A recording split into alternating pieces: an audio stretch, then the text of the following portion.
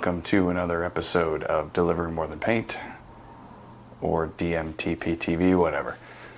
One of the questions we get asked a lot is, do people actually pay for these invoices that we write through Logic? And the answer is absolutely yes. And Anthony is out in Sun Valley, California with an interview with a customer who is getting paid. Yes, thank you, Paul. I am here in beautiful Sun Valley, California with Mr. Daniel Panduro, the owner of Maven Autobody. Daniel, you were one of the first or early adopters of Logic invoicing program.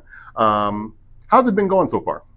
I think it's been going pretty well. It's been a resource that I've been able to utilize to be able to get compensated for some of the chemicals and stock items that we previously weren't being paid for. Fantastic, fantastic.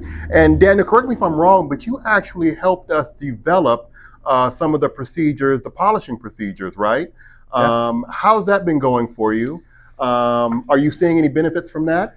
Oh yeah, without a doubt. So before it was usually a close-ended conversation where a bill payer would say, well, we don't pay for polish, or we're going to pay for the labor, but we're not going to compensate for the materials. And I had hit a dead end with figuring out how to get them to pay for some of those items. But the system allowed me to generate an invoice, be able to show the materials and the supplies that we're using, even modify the quantities to something that was realistic and reasonable. And since I've been able to do that, they've actually been more open-minded to compensating me for some of those materials and supplies that we just weren't getting paid for before. That's fantastic. Great information. And, since you talked about the pushback, what kinds of pushback have you received from insurance companies, and how have you been able to manage that? Sure. The obvious pushback was, we just, that's included.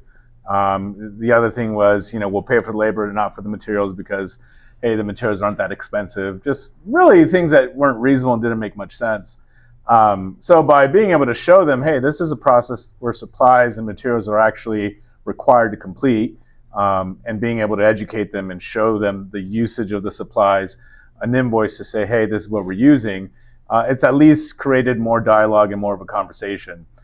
Some companies will ask for the invoice, and when we furnish the invoice, they'll pay the invoice. Some will say, well, hey, how about we meet you somewhere in the middle, and they'll actually pay for the labor in the refinish column of CCC motors, where at least that way they're paying a material rate on those hours.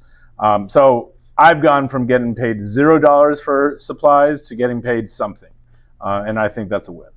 That's fantastic, and that's really what we're hoping for, right? Just to give you that little extra nugget, so that you're able to negotiate just a little bit more, right? Yeah, absolutely. And then, of course, you've been utilizing the fact that the P pages are there, and so there really is no argument in regards to whether these materials are necessary for the repair. So I'm sure that has to help too, correct? Oh yeah, it's at the end of the day, is it included? If it's included, the conversation's ended. But in the case of supplies, most of the time these materials in CCC motors, and Mitchell will say they're not included. So it's about, okay, well then if it's not included, then let's have a discussion. And P pages are certainly helpful to be able to justify that something's not included. OEM repair procedures help out as well.